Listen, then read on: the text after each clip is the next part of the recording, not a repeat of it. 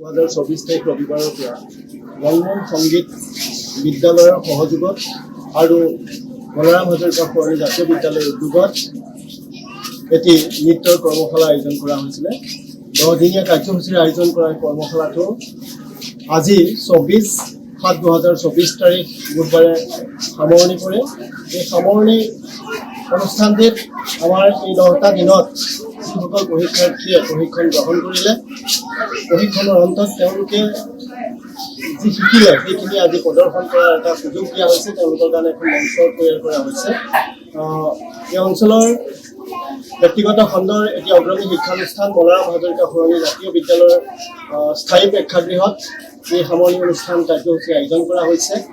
এই অনুষ্ঠানটিত পৰীক্ষাৰ্থীসকলৰ অভিভাৱক অভিভাৱিকা, অঞ্চলৰ শুভাকাংক্ষী সাংস্কৃতিক প্ৰেমী ৰাইজ সকলোৰে সহযোগত আমি এটি আটকধুনীয়া সাংস্কৃতিক অনুষ্ঠানৰ আয়োজন কৰিছোঁ।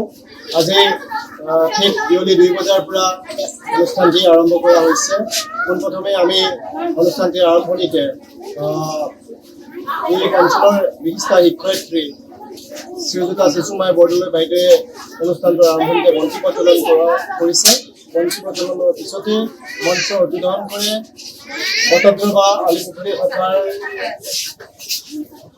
সাহিত্য সভাৰ সম্পাদক লক্ষেশ্বৰ তালুকদাৰ ডাঙৰীয়া আৰু উপস্থিত থাকে অনুষ্ঠানটিত এই অঞ্চলৰ নৱপ্ৰজন্মৰ এগৰাকী সাংবাদিক আবুল হুছেইন, এগৰাকী শিক্ষাবিদ আব্দুল ৰাছিদ ডাঙৰীয়া, প্ৰমুখ্য কৰি প্ৰশিক্ষক ঋত্বিক বৰুৱা ডাঙৰীয়া উপস্থিত থাকে।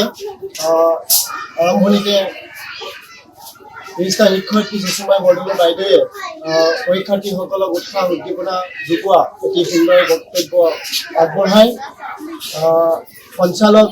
অনুষ্ঠানটোৰ সঞ্চালনা কৰে বিদ্যালয়খনিৰ অধ্যক্ষ শ্ৰীযুত বিমান হাজৰিকা ডাঙৰীয়াই আৰু গোটেই অনুষ্ঠানটো আগধৰে এই অনুষ্ঠানটিৰ তত্ত্বাৱধায়িকা শিক্ষয়িত্ৰী শ্ৰীযুতা পঞ্চমী বৰদলৈয়ে। গতিকে আমি আশা কৰিম এই প্ৰশিক্ষণত অংশগ্ৰহণ কৰা আটাইকেইগৰাকী পৰীক্ষাৰ্থীয়ে অনাগত দিনত তেওঁলোকে সাংস্কৃতিক ক্ষেত্ৰখনত নৃত্যৰ দ্বাৰা উজ্বলি উঠিব আৰু ভৱিষ্যতেও এই ধৰণৰ কাৰ্যসূচীত অংশগ্ৰহণ কৰি তেওঁলোক আগবাঢ়ি যাব আৰু ৰংমন সংগীত বিদ্যালয়ে এই ধাৰাবাহিকতা অক্ষুণ্ণ ৰাখিব।